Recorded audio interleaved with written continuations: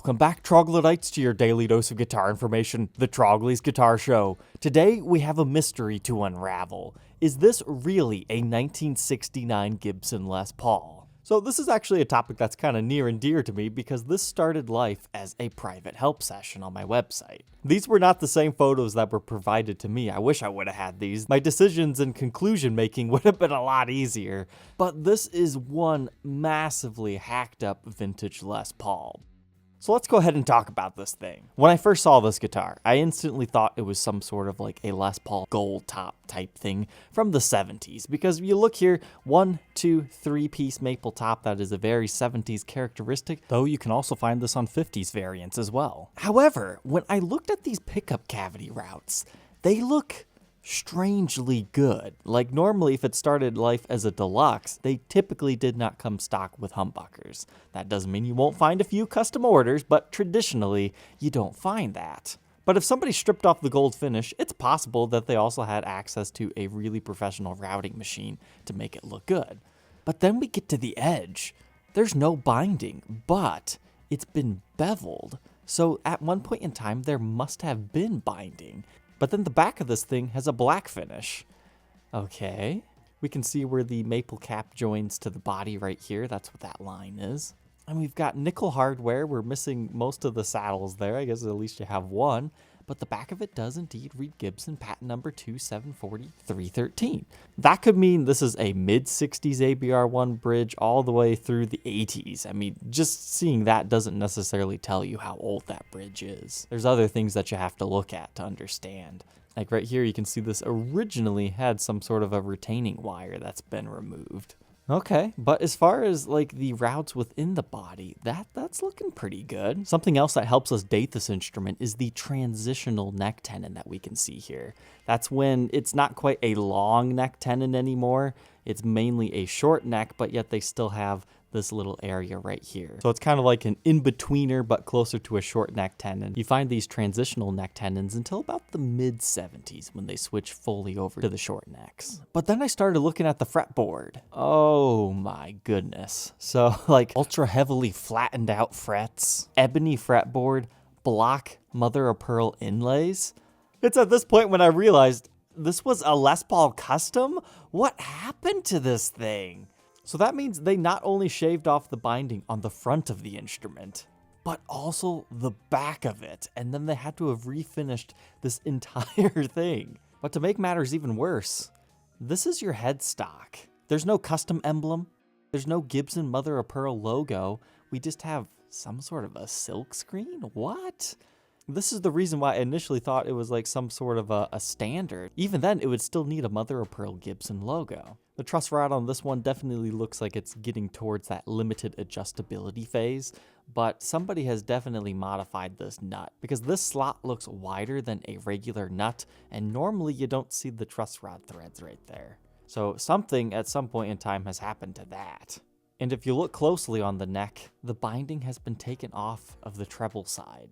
Like professionally. There's no good photos of it right here, but I imagine it's been like rounded over. And then we get to the back of the headstock. We do not have a volute. So that leaves us pretty much the only time this could have been made in this configuration is the initial bringing back of the Les Paul, like 68, 69.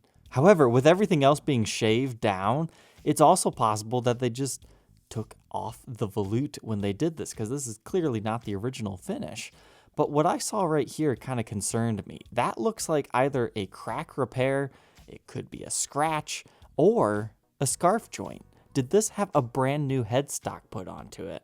Now this doesn't seem to line up perfectly for a scarf joint, but maybe it's just a weird photo angle. But it's certainly possible that this headstock is just not original to this guitar, because that would help explain why the Gibson logo's not quite right, and why the open book headstock shape isn't quite perfect either. But it could easily just be a repair and somebody went crazy sanding this thing and didn't get the lines correctly. Because in 1969, the Gibson logos are very common to fall off. Here's a good example of a 69 to early 70 logo. They changed up how they were doing them, and for some reason they just have a tendency to fall off, but they leave that outline of Gibson on it. So what I was thinking is you can kind of see the outline. Maybe it fell off and somebody just put a silkscreen in the area that it fell off because that was a quick, cheap, easy fix. But as far as explaining where the custom emblem went, where all our binding went, I mean, I guess that makes sense why everything's also all crazy if they sanded off the binding. They must have just removed the entire headstock veneer and then stained it a black color. The easiest way to verify that would be to take some dimensions to see how thick the headstock is yet.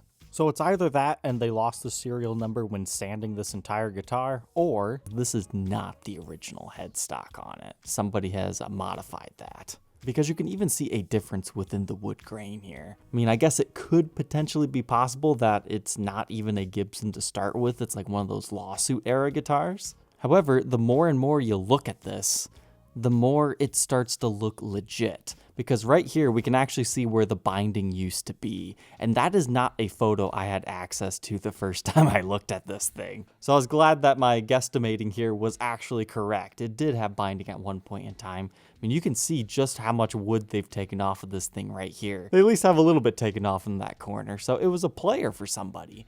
The other photo that I wanted to see when evaluating this particular instrument was the back toggle switch route. This has that big channel right here, so everything was looking good. However, at the same time, you can tell that somebody kind of messed up when they were putting a back plate on at one point in time, so that's why you have 6 different screw holes, because somebody didn't line it up properly, wasn't paying attention. But this looks okay. And then we get to this, the electronics within here. They actually date, you can look right here, to 1969, 29th week. And we have the typical capacitors that you see in this era. So it was at this point where I was pretty well convinced that maybe this did start life as a mid-69 Les Paul custom. But yet, the case that it came with is a mid-70s one because they used the Gibson badge logo and it's got that purple interior, so that likely came to this guitar after the fact. But then the mystery remains, why don't we have gold hardware? Is it just extremely worn off? Like, I can just barely see gold on the thumb wheels right here, but as far as the bridge itself, I mean, maybe that was replaced, because when I first saw this guitar, it had Mighty Mite humbuckers in here. They were like double cream, but he decided just to sell it as a husk. We can also see somebody's played around with pick guards right here with multiple holes. So at the end of the day, I felt pretty confident that this was just a butchered 1969 Les Paul custom that maybe had a replaced headstock and extreme rounding to the body and pretty much all parts replaced. Even though a lot of people would probably consider this guitar junk at this point, it does need a lot of love, and there's not much you can truly do to restore it. You just kind of have to enjoy it and love it for what it is as a 1969 butchered custom. So I told him it's probably worth between $1,000 to $1,500 to the right buyer. And the only reason why this is worth this much is because take a look at a normal 69 customs price. If you can find one, they're anywhere between like $8,000 to $20,000, depending on when exactly in the year they were made, if they're a true 68 or 69, what type of modifications they've had, any types of repairs. I mean, they're out there if you want them. It's just prices are all over the place because of all these little different specs. Like if you have a volute, your value's out the window. If you don't have the volute, but everything else is the same to the other one, I mean, it's like almost double the price. Anything closer to 50 spec makes these things incredibly valuable. So even if we take the most absolutely beat up example at $6,500 here, that's why it would make sense for somebody to buy this for $1,000 to $1,500. Put a little bit of refinishing work on it just to make it look a little bit nicer. And just enjoy it for what it is. And this thing sat on Reverb for about 4 days before it found a happy new home. And to end out today's episode, let's take a look at this. When I saw this guitar get listed, I was like, oh, nice. That looks great.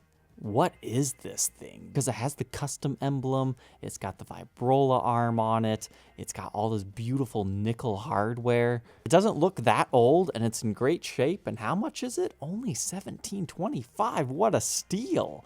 But then you start looking at it, it's like, okay, it's been pretty beat up and abused. It's got some marks on here. But then, whoa, what happened to this thing? It's like it got set on fire or something. It's kind of crazy.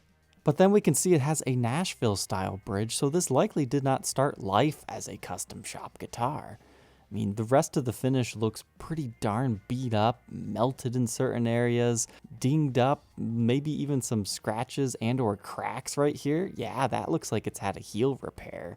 You always got to be careful buying used SGs. Look in this cutaway area right here. If you see a crack like that, that's because the neck has just completely come off at one point in time. So maybe this just had some sort of like an amateur repair on it and they modified it. But looking up here, even our nut is all scuffed up. But it looks like it was just lubricated with like some graphite, and that's what made it get stained a little bit. But then look at that. That's actually a rosewood fretboard. And we've got acrylic block inlays. You know what this is? This is one of those Captain Kirk Douglas SGs. So how in the world did a guitar that just got released less than a year ago get in this type of condition so fast? I mean, obviously it's been broken at one point in time and repaired, but everything else? Was it in a fire? It seems rather unfortunate to have just purchased a brand new guitar and then your house catches on fire. But yeah, there it is. 2020, late 2020. That is a Captain Kirk Douglas SG. Would have originally looked like this with gold and had all this other stuff.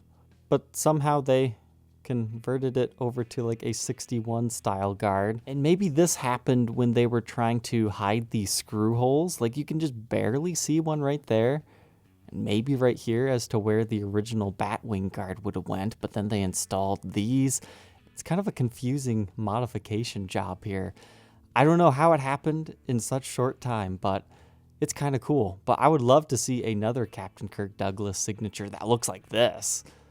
However, seeing as the Captain Kirk Douglases sell at pretty much a minimum of $3,000 now, it's nice that it was half that price, but they say it plays fine, just looks bad, and has no case. It's wired up backwards. But unfortunately, I'm not seeing the disclosure of the heel break, so I think somebody might be disappointed when this thing arrives, just thinking that they were buying it cosmetically blemished, but structurally fine.